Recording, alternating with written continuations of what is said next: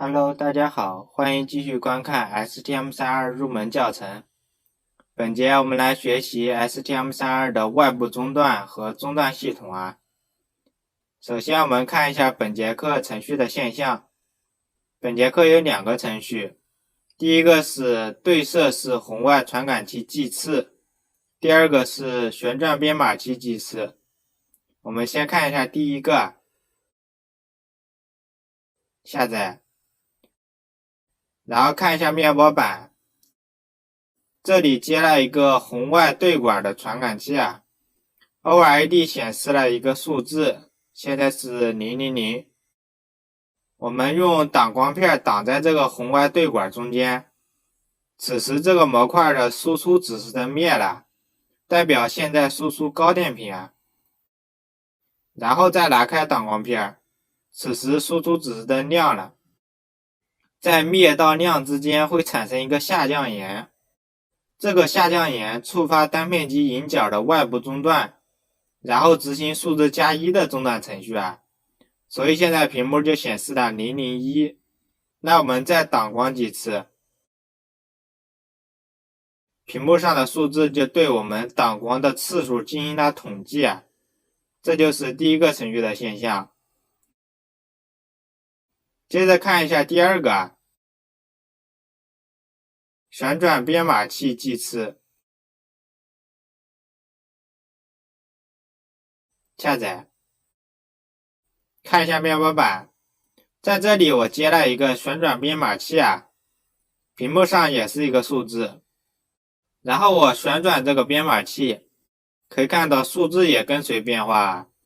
向右转就是加，向左转就是减，这就是第二个程序的现象。好，那我们来看一下本节的知识点啊。本节课要讲的是 STM32 的中断系统和外部中断。中断系统是管理和执行中断的逻辑结构啊。外部中断是众多能产生中断的外设之一。所以本节我们就借助外部中断来学习一下中断系统。在以后学其他外设的时候，也是会经常和中断打交道的啊。那我们先来了解一下中断的概念啊。首先，中断的定义是在主程序运行过程中出现了特定的中断触发条件，这个中断触发条件就是中断源，那使得 CPU 暂停当前正在运行的程序，转而去处理中断程序，处理完成后又返回原来被暂停的位置继续运行，这就是中断的定义。可以看出来，中断就是在正常主程序执行的某个时刻发生了中断触发条件，比如对于外部中断来说，可以是引脚发生了电平跳变，对于定时器来说，可以是定时时间到了，对于串口通信来说，可以是接收到了数据。当这些事件发生时，情况会比较紧急啊，比如外部中断来了，你如果不来处理，下一个跳变信号就跟着过来了。比如串口接收中断来了，如果你不来读取接收到的数据，那下一个数据再过来，就会把原来的数据覆盖掉。所以我们希望当中断条件满足时， CPU 能够立即停下当前执行的程序，转而去处理这些中断事件的程序。比如外部中断来了，我想要计次，那就变量加，串口中断来了，我就把接收到的数据转存起来。当这些紧急事件处理完成后， CPU 还能回到原来停下的地方继续运行。这就是中断的处理流程和用途啊。使用中断系统能够极大的提高程序的效率。比如如果没有中断系统，为了防止外部中断被忽略或者串口数据被覆盖，那主程序就只能不断的查询是否有这些事件发生，不能再干其他事情了。比如如果没有定时器中断，那主程序只有靠 delay 函数才能实现定时的功能。但有了中断系统之后，主程序就可以放心执行其他事情，有中断的时候再去处理，这样效率就会大大提升。这就好像你早上定了一个闹钟，定好之后就可以放心睡觉了，时间到了闹钟会提醒你，就相当于产生了一个中断信号。如果你没有闹钟，那你就得不断的看时间，生怕错过了起床点，那这样你就没法安心睡觉了，是吧？接着我们来看一下中断优先级啊，它是当有多个中断源同时申请中断时， CPU 会根据中断源的轻重缓急进行裁决，优先响应更加紧急的中断源。也就是说，中断优先级就是中断的紧急程度。这个中断优先级是我们根据程序设计的需求自己设置的哈。中断优先级是为了在多个中断同时申请时，判断一下应该先处理哪个。如果事件非常紧急，那你就把优先级设置高一些；如果不是那么紧急，那你就可以把优先级设置低一些。这样可以更好的安排这些中断事件，防止紧急的事件被别的中断耽误。在 STM32 中，中断优先级还有多种分类这个我们等会儿再详细讲然后我们再看一下下面一个概念，中断嵌套。它是当一个中断程序正在运行时，又有新的更高优先级的中断申请中断， CPU 再次暂停当前中断程序，转而去处理新的中断程序，处理完成后依次进行返回。这种把中断程序再次中断的现象就叫做中断嵌套。中断嵌套也是为了照顾非常紧急的中断的如果现在 CPU 已经在执行某个中断程序了，这时又发生了一个非常紧急的中断，那这个中断就可以把当前的中断程序进行二次中断，这样新的紧急中断就可以立即被执行了。那能否进行中断嵌套，也是由中断优先级来决定的，这个等会儿再细说然后我们看一下这几个中断的执行流程图第一个是中断程序的执行流程，左边是主程序，当它执行到某个地方时，外设的中断条件满足了，那这时无论主程序在干什么事情，比如加减乘除还没算完，override 显示程序才执行一半delay 函数还正在等待中断来了，主程序都得立即暂停，程序由硬件电路自动跳转到中断程序中。当中断程序执行完之后，程序再返回被暂停的地方继续运行。比如加减乘除没算完，现在就可以继续算了。override 没显示完，现在就继续显示。delay 没延时完，现在就继续延时。那这个被暂停的地方，我们就称它为断点。为了程序能在中断返回后继续原来的工作，在中断执行前会对程序的现场进行保护中断执行后会再还原现场，这样可以保证主程序即使被中断了，回来之后也能继续运行当然我们用 C 语言编程，保护现场和还原现场的工作并不需要我们来做编译器自动帮我们做好了，所以这里了解一下即可。接着中间这个图就是中断嵌套的执行流程，比如这里就是正常的中断程序，当这个中断正在执行时，又有新的优先级更高的中断来，那这里就会再次大断，然后执行新的中断，新的中断结束，再继续原来的中断，原来的中断结束，再继续主程序，这就是中断嵌套的执行流程。最后看一下右边的 C 语言程序带有中断的程序就是这个样子的，上面是主函数 while 一死循环里就是主程序，正常情况下程序就是在主程序里不断循环执行当中断条件满足时，主程序就会暂停，然后自动跳转到中断程序里运行，中断程序顺序执行完之后再返回主程序继续执行。一般中断程序都是在一个子函数里的这个函数不需要我们调用，当中断来临时，由硬件自动调用这个函数，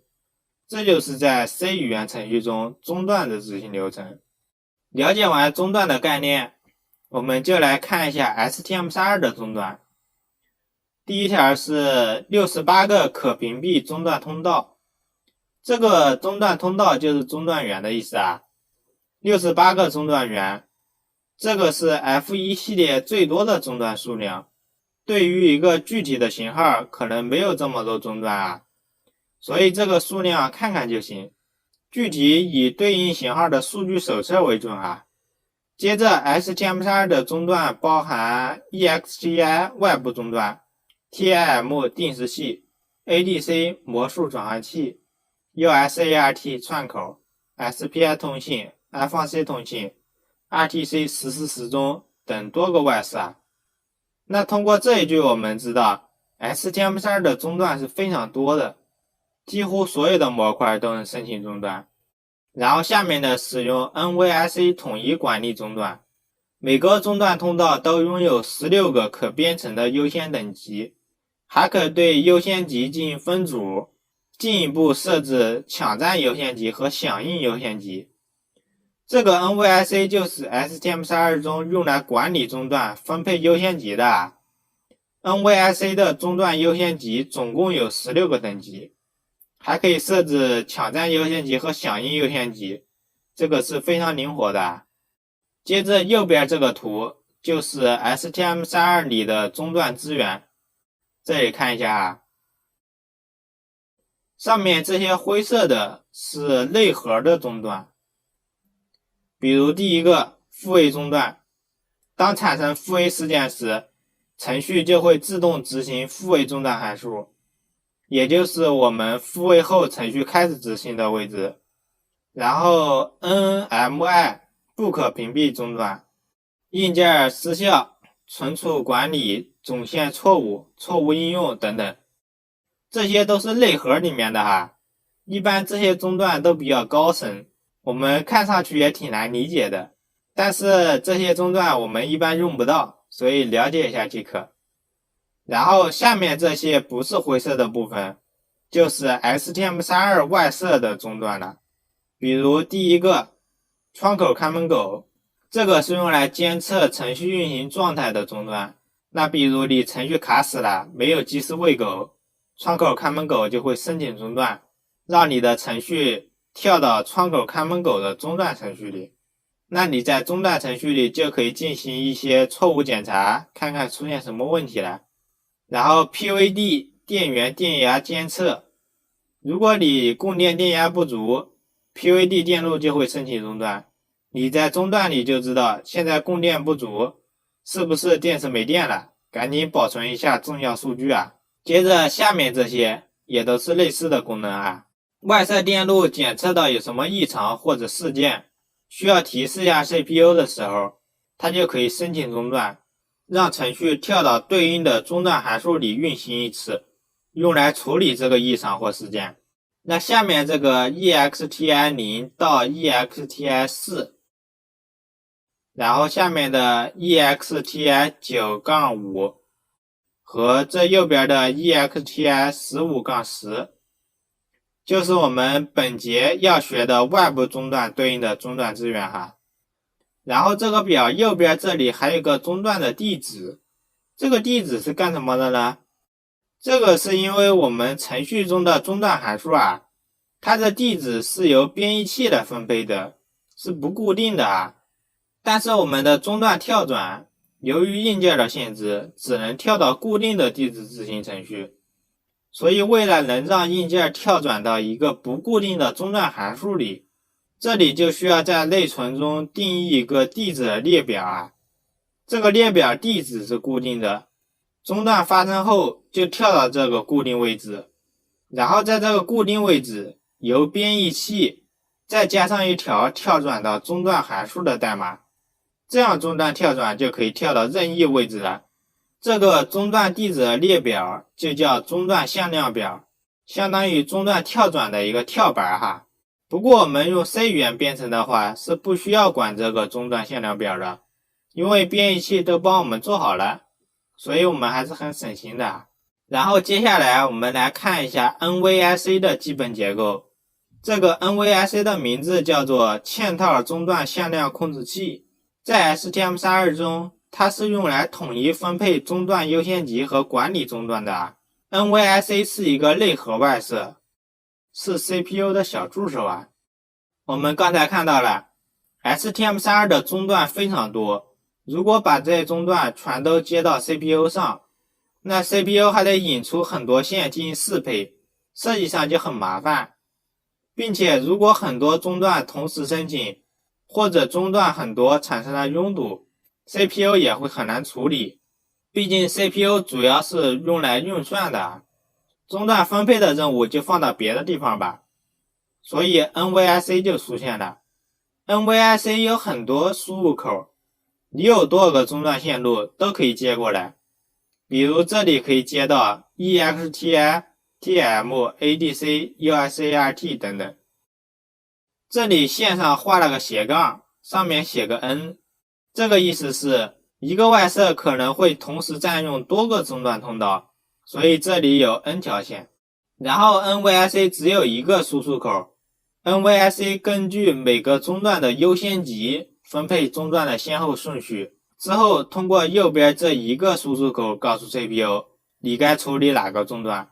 对于中断先后顺序分配的任务， CPU 不需要知道哈。所以举个例子，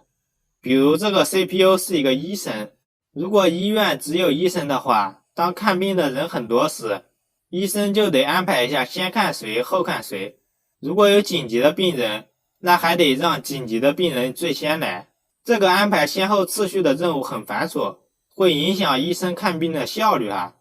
所以医院就安排了一个叫号系统，来病人呢统一取号，并且根据病人的等级分配一个优先级。然后叫号系统看一下现在在排队的病人，优先叫号紧急的病人。最后叫号系统给医生输出的就是一个一个排好队的病人，医生就可以专心看病了。这个叫号系统在 STM32 里就是 NVIC。 然后我们看一下中断的分组啊。为了处理不同形式的优先级， STM32 的 NVIC 可以对优先级进行分组，分为抢占优先级和响应优先级。那这两种形式的优先级有什么区别呢？我们还来看一下病人叫号的这个例子哈。对于紧急的病人，其实有两种形式的优先，一种是上一个病人在看病，外面排队了很多病人，当上一个病人看完后，紧急的病人即使是后来的也会最先进去看病，这种相当于插队的优先级就叫响应优先级。响应优先级高的可以插队提前看病。另外，如果这个病人更加紧急，并且此时已经有人在看病了，那他还可以不等上一个人看完，直接冲到医生的屋里，让上一个病人先靠边站，先给他看病，等他看完了，上一个病人再继续，然后上一个病人结束了，叫号系统再看看有没有人来。这种形式的优先级就是我们之前讲的中断嵌套啊。这种决定是不是可以中断嵌套的优先级就叫抢占优先级。抢占优先级高的可以进行中断嵌套。这些就是抢占优先级和响应优先级的解释。那我们刚才说了，每个中断有16个优先级，为了把这个优先级再区分为抢占优先级和响应优先级，就需要对这16个优先级进行分组了。我们看一下 PPT 的第一句， NVIC 的中断优先级由优先级继承器的4位决定。这里4位二进制可以表示0到15的数，对应16个优先级啊。这个优先级的数是值越小，优先级越高，0就是最高优先级。然后呢，这4位可以进行切分，分为高 n 位的抢占优先级和低4减 n 位的响应优先级。然后下面这一句，抢占优先级高的可以中断嵌套，响应优先级高的可以优先排队。这个通过刚才的例子应该就好理解了吧。然后还有抢占优先级和响应优先级均相同的按中段号排队。这个中段号就是这里啊，这个表里的这个数字，当抢占优先级和响应优先级均相同时，就按照这里的这个数字来排队，数值小的优先响应啊。所以 STM32 的中段不存在先来后到的排队方式啊，在任何时候都是优先级高的先响应。然后看一下下面的这个表，因为优先级总共是4位，所以就有04、13、22、31、40这5种分组方式。分组0就是0位的抢占等级，取值只能为0啊。4位的响应等级，取值可以是0到15。分组1是1位的抢占等级，取值是0到1。3位的响应等级，取值是0到7啊。然后分组2、3、4都是按照这个规律来分配的，大家自己看一下啊。这个分组方式在程序中是我们自己来选择的哈。选好分组方式之后，我们在配置优先级的时候，就要注意抢占优先级和响应优先级的取值范围了，不要超出这个表里规定的取值范围。了解完 NVIC 这个叫号系统和叫号的规则，我们就来看一下第一个病人 EXTI 外部中断啊。先看一下第一条 EXTI， 它是 External Interrupt 的缩写，意思是外部中断。然后第二条是 EXTI 可以监测指定 GPL 口的电平信号，当其指定的 GPL 口产生电平变化时， EXTI 立即向 NVIC 发出中断申请，经过 NVIC 裁决后即可中断 CPU 主程序，使 CPU 执行 EXTI 对应的中断程序。这就是 EXTI 的基本功能。简单来说就是引脚电平变化申请中断。然后看一下触发方式， EXTI 支持引脚电平的变化类型为上升眼，就是电平从低电平变到高电平的瞬间触发中断；下降眼就是高电平变到低电平的瞬间触发中断；双边眼就是上升眼和下降眼都可以触发中断。另外还支持软件触发，就是引脚啥事没有，程序里执行一句代码就能触发中断。接着再看一下外部中断支持的 GPL 口，它支持所有的 GPL 口，也就是任意的 GPL 口都可以当做外部中断的引脚，但相同的 pin 不能同时触发中断。这个意思就是，比如 PA0 和 PB0 不能同时用，或者 PA1、PB1、PC1 这样的，端口 GPL pin 一样的，只能选一个作为中断引脚。所以你如果有多个中断引脚，要选择不同 pin 的引脚，比如 PA6 和 PA7、PA9 和 PB15、PB0 和 PB1 这样的都可以啊。然后再看一下外部中断占用的通道，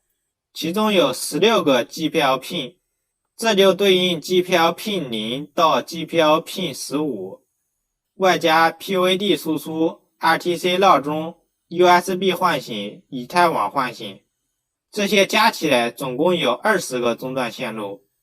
这里的16个 GPL pin 是外部中断的主要功能哈，后面跟着的这4个东西其实是来蹭网的哈。为啥这些东西要来外部中断蹭网呢？因为这个外部中断有个功能，就是从低功耗模式的停止模式下唤醒 STM32， 那对于 PVD 电源电压监测，当电源从电压过低恢复时，就需要 PVD 借助一下外部中断退出停止模式。对于 RTC 闹钟来说，有时候为了省电啊， RTC 定一个闹钟之后， STM32 会进入停止模式，等到闹钟响的时候再唤醒，这也需要借助外部中断。还有 USB 唤醒、以太网唤醒也都是类似的作用哈。当然我们本节主要学习引脚的外部中断，这4个蹭网的知道一下就行了。最后外部终端的触发响应方式可以是中断响应和事件响应。中断响应好理解就是申请中断，让 CPU 执行中断函数。那事件响应是什么意思呢？这个其实是 STM32 对外部终端增加的一种额外的功能当外部终端检测到引脚电平变化时，正常的流程是选择触发中断，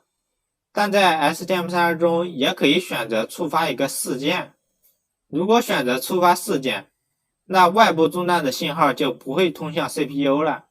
而是通向其他外设，用来触发其他外设的操作，比如触发 ADC 转化触发 DMA 等。所以总结一下就是中断响应是正常的流程，引脚电平触发中断，事件响应不会触发中断，而是触发别的外设操作，属于外设之间的联合工作。那接下来我们就来看一下外部终端的基本结构吧。这个图就是外部终端的整体结构图。首先最左边是 GPL 口的外设，比如 GPLA、GPLB、GPLC 等等。每个 GPL 外设有16个引脚，所以进来16根线。那我们刚才这里说了 EXTI 模块只有16个 GPLO 的通道，但这里每个 GPL 外设都有16个引脚。如果每个引脚占用一个通道，那 EXTI 的16个通道显然就不够用了。所以在这里会有一个 AFIO 中断引脚选择的电路模块。这个 AFIO 就是一个数据选择器它可以在这前面3个 GPL 外设的16个引脚里选择其中一个连接到后面的 EXTI 的通道里。所以这前面说相同的 pin 不能同时触发终端，因为对于 PA0、PB0、PC0 这些通过 AFIO 选择之后，只有其中一个能接到 EXTI 的通道0上，同理 PA1、PB1、PC1 这些也只能有一个接到通道1上。这就是所有 GPL 口都能触发中断，但相同的 pin 不能同时触发中断的原因。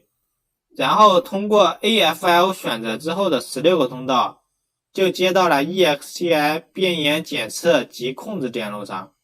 同时下面这4个蹭网的外设也是并列进来的这些加起来就组成了 EXTI 的20个输入信号，然后经过 EXTI 电路之后分为了2种输出，其中上面的这些接到了 NVIC， 就是用来触发中断的。这里注意一下本来20路输出应该有20路中断的输出，但是可能 ST 公司觉得这20个输出太多了，比较占用 NVIC 的通道资源，所以就把其中外部中断的9到5和15到10给分配到了一个通道里。也就是说外部中断的9到5会触发同一个中断函数，15到10也会触发同一个中断函数。在编程的时候，我们在这2个中断函数里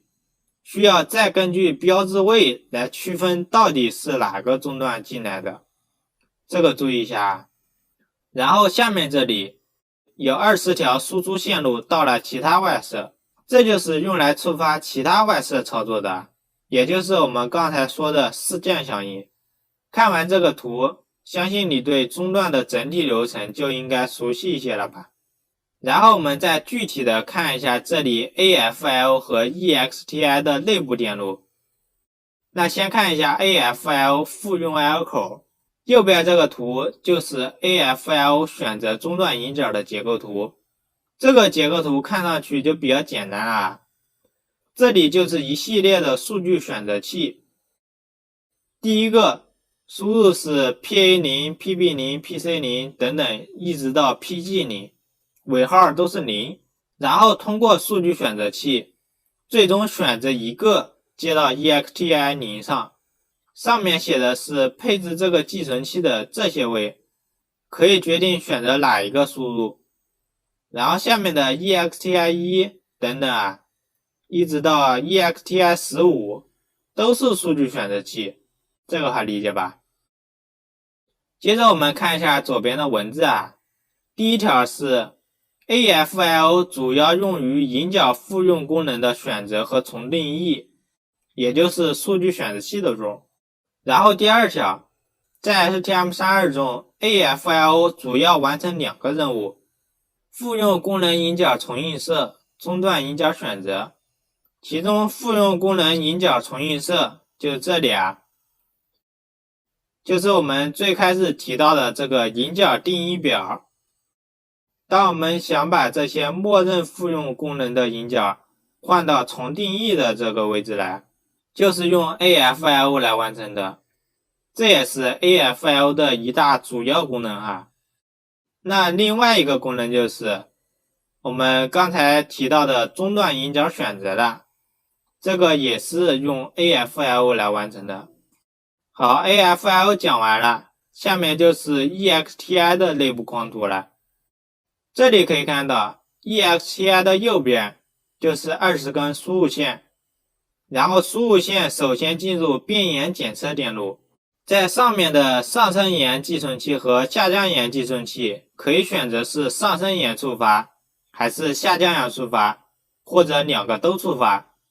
接着触发信号就进入到这个货门的输入端了。简单介绍一下啊，这种弯弯的符号是货门，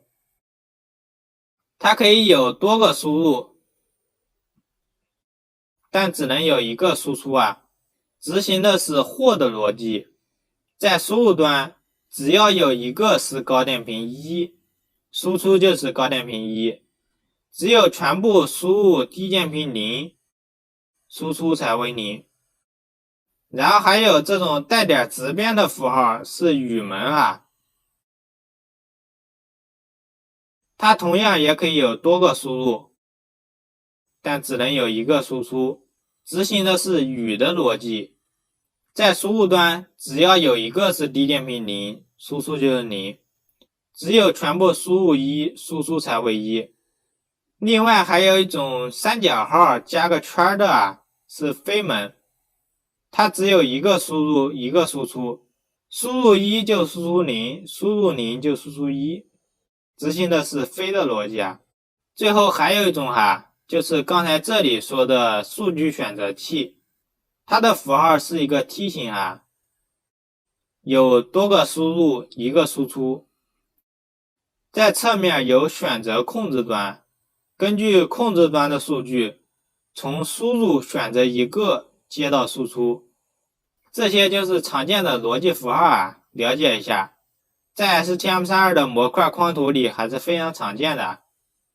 那我们接着这里说，在这里硬件触发和软件中断寄存器的值接到了这个货门上，也就是任意一个为1，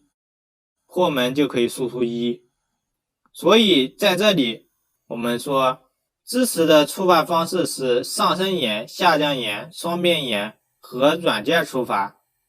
然后回到这里啊，触发信号通过这个货门之后就兵分两路，上一路是触发中断的，下一路是触发事件的。触发中断首先会置一个挂起寄存器，这就相当于是一个中断的标志位了啊。我们可以读取这个寄存器，判断是哪个通道触发的中断。如果中断挂起寄存器至1，它就会继续向左走啊，和中断屏蔽寄存器共同进入一个雨门，然后是至 NYC 中断控制器。这里的雨门实际上就是开关的作用，因为对于雨门来说，1与上任意的数 x 等于这个任意的数 x， 0与上任意的数 x 都等于0啊。这就相当于中断屏蔽寄存器给1，那另一个输入就是直接输出，也就是允许中断。中断屏蔽寄存器给0，那另一个输入无论是什么，输出都是0，相当于屏蔽了这个中断。这就是这个雨门的作用啊，相当于一个开关控制。接着看一下下一路事件的输出部分啊，首先也是一个事件屏蔽寄存器进行开关控制啊。最后通过一个脉冲发生器到其他外设。这个脉冲发生器就是给一个电平脉冲用来触发其他外设的动作。然后这个框图剩下的部分还有这些画一个斜杠写着20表示的就是这是20根线，代表20个通道。上面这些就是外设接口和 APB 总线，我们可以通过总线访问这些寄存器。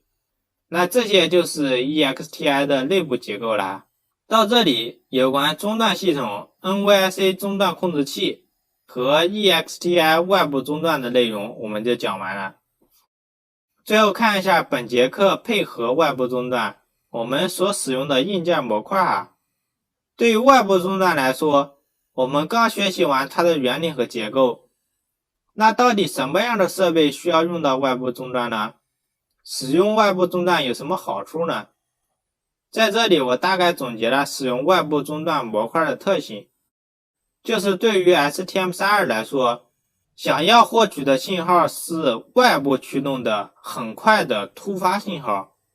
比如旋转编码器的输出信号我可能很久都不会领它，这时不需要 STM32 做任何事，但是我一领它就会有很多脉冲波形需要 STM32 接收，这个信号是突发的STM32 不知道什么时候会来，同时它是外部驱动的， STM32 只能被动读取，最后这个信号非常快， STM32 稍微晚来一点读取就会错过很多波形，所以对于这种情况来说，就可以考虑使用 STM32 的外部终端了。有脉冲过来， STM32 立即进入中断函数处理，没有脉冲的时候STM32 就专心做其他事情。另外还有比如红外遥控接收头的输出，接收到遥控数据之后，它会输出一段波形这个波形转瞬即逝，并且不会等你，所以就需要我们用外部终端来读取。最后还有按键虽然它的动作也是外部驱动的突发事件，但我并不推荐使用外部终端来读取按键，因为外部终端不好处理按键抖动和松手检测的问题对于按键来说，它的输出波形也不是转瞬即逝的所以要求不高的话，可以在主程序中循环读取。如果不想用主循环读取的话，可以考虑一下定时器中断读取的方式，这样既可以做到后台读取按键值，不阻塞主程序，也可以很好的处理按键抖动和松手检测的问题。这感兴趣的话可以了解一下。那了解完外部终端的适用场景之后，我们就来看一下这个编码器介绍本节程序还用到了对射式红外传感器，这个模块我们之前就讲过，用法也是比较简单的这里就不再讲了。我们直接看一下旋转编码器。首先，旋转编码器它是用来测量位置、速度或旋转方向的装置。当其旋转轴旋转时，其输出端可以输出与旋转速度和方向对应的方波信号，读取方波信号的频率和相位信息，即可得知旋转轴的速度和方向。下面是旋转编码器的类型有机械触点式、霍尔传感器式、光栅式等类型。那旋转编码器是怎么工作的呢？首先看一下下面的第一个图它是一种最简单的编码器样式了，这里使用的也是对射式红外传感器来测速的为了测速，还需要配合一个这样的光栅编码盘。当这个编码盘转动时，红外传感器的红外光就会出现遮挡、透过、遮挡、透过这样的现象。对应模块输出的电平就是高低电平交替的方波，这个方波的个数代表了转过的角度，方波的频率代表转速。那我们就可以用外部终端来捕获这个方波的边沿，以此判断位置和速度。不过这个模块只有一路输出正转反转输出波形没法区分，所以这种测速方法只能测位置和速度，不能测量旋转方向。那为了进一步测量方向，我们就可以用后面的几种编码器。第二个图片就是我们套件里的旋转编码器的，左边是它的外观，右边是它的内部拆解结构。可以看到啊，它内部是用金属触点来进行通断的，所以它是一种机械触点式编码器。这里左右是两部分开关触点，其中内侧的这两根细的触点都是和中间的这个引脚连接的，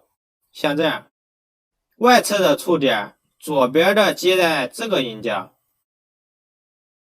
右边的接在这个引脚，这就是这些触点的连接方式啊。然后中间这个圆的金属片是一个按键，我们这个旋转编码器的轴是可以按下去的，这个按键的两根线就在上面引出来了。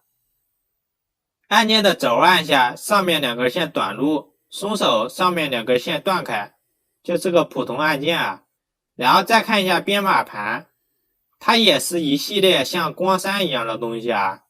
只不过这是金属触点，在旋转时依次接通和断开两边的触点，并且还有个关键的部分是，这个金属盘的位置是经过设计的啊，它能让两侧触点的通断产生一个90度的相位差，最终配合一下外部电路，这个编码器的两个输出就会输出这样的波形啊。当正转时，左边的引脚就是 A 向引脚，输出一个方波信号，同时右侧的引脚就是 B 向引脚，输出一个和它相位相差90度的波形。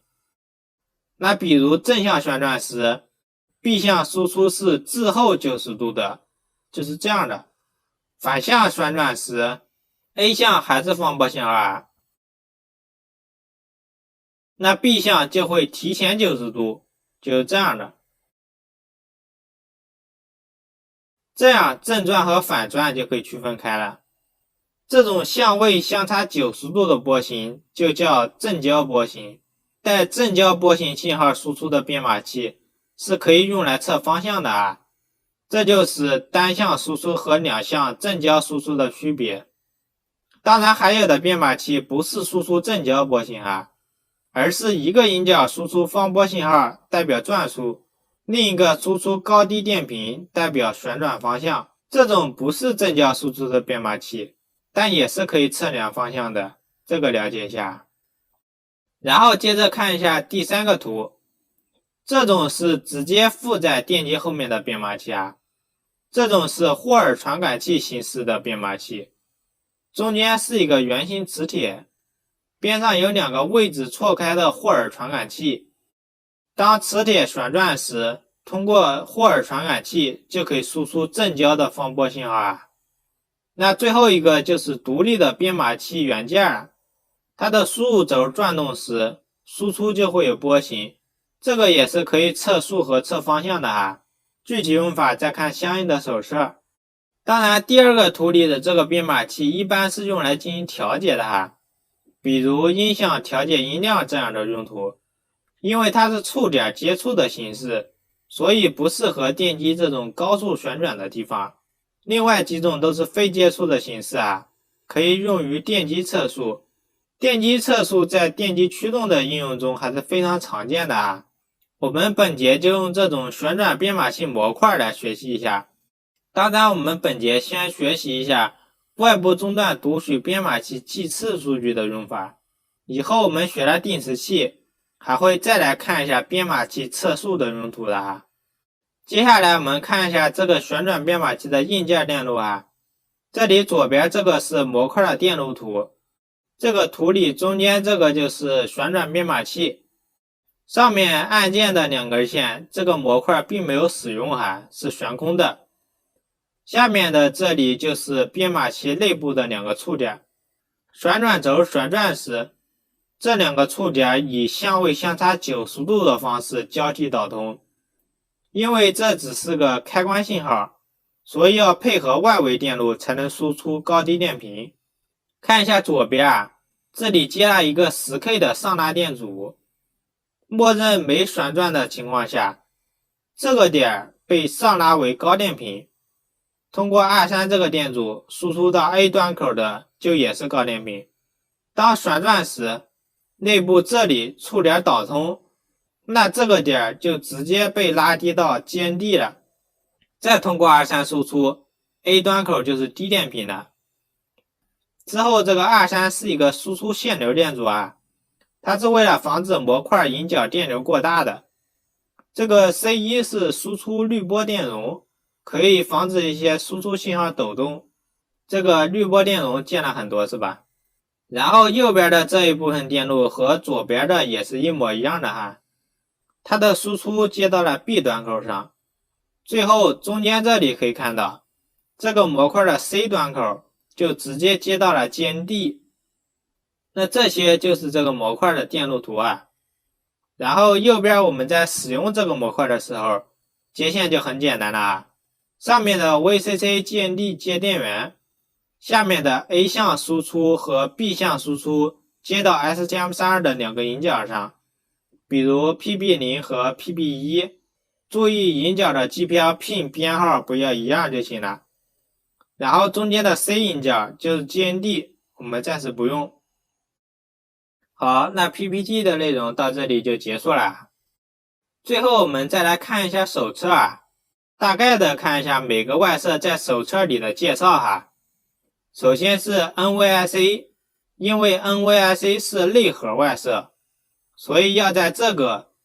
Cortex-M3 编程手册里找哈。这个 Cortex-M3 编程手册里就是内核和内核外设的详细介绍哈。如果你想研究一下内核的运转细节，可以看一下这个手册。不过这个手册我目前还没找到中文的版本哈，大家如果有这个手册的中文版的话，可以联系我一下啊，我再更新一下资料链接。那我们可以在目录里找到内核外设 NVIC 这一节啊，这里就有 NVIC 的一些说明啊。大家感兴趣的话，可以自己用翻译软件看一下。然后是 NVIC 的一些寄存器，包括中断设置使能寄存器啊，中断清除使能寄存器啊，中断设置挂起寄存器啊，中断清除挂起寄存器啊，中断活动位寄存器，中断优先级寄存器啊。这个中断优先级寄存器就是用来设置每个中断的优先级的。这个如果直接配置寄存器设置优先级的话，那还是比较复杂的。不过我们用库函数的话，那就简单了，直接给结构体赋值就行了。所以这个寄存器就大致看一下就行了啊。不过你要知道，我们的库函数最终还是要落实到这个寄存器上来的。接着下面还有一个软件触发中断寄存器，然后这后面还有一些中断执行细节的描述啊，感兴趣的可以自己看一下。那这些就是手册里对 NVIC 的介绍了。另外，这些 NVIC 寄存器里还少了一个东西啊，就是中断分组的配置。中断分组的配置寄存器是被分配到了这个 SCB 里面的，在这个 SCB AAR-C2 里，这三位就是用来配置中断分组的。然后下面有中断分组的描述啊，和我 PPT 里也是一样哈，大家可以看一下。好 ，NVIC 的手册我就带大家看到这里，然后我们再打开这个 STM32 的参考手册，带大家快速过一下手册的内容哈。我们可以在目录里找到中断和事件这一节，这里就是中断系统和外部中断的介绍哈。那首先是 NVIC 的概述，然后是中断向量表啊，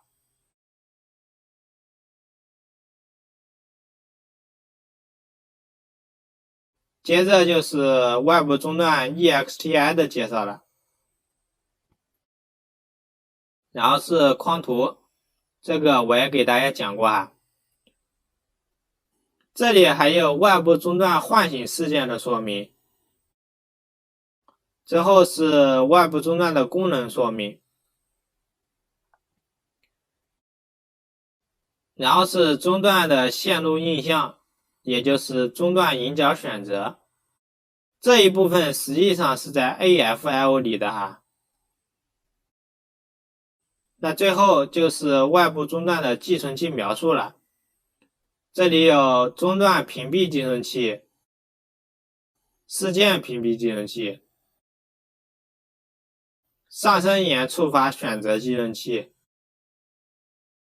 下降沿触发选择寄存器、软件触发寄存器、挂起寄存器。这些寄存器看上去应该不难理解吧？在这个终端框图里也都有体现。最后来看一下 AFIOS 哈，在这个目录里找到 GPIO 和 AFIO， 打开 AFIO 这一节，这里对 AFIO 的描述啊，就只有这一句话，就是复用功能引脚重映式的意思啊。然后下面这些全部都是重映式的表，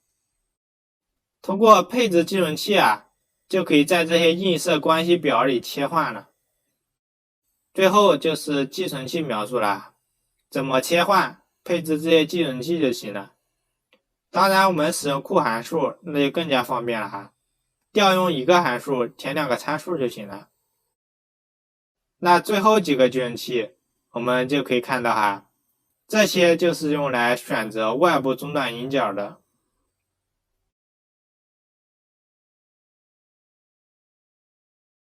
好，那本小节终端系统和外部终端的理论部分我们就学到这里哈。下一小节我们再来学习一下外部终端的代码部分。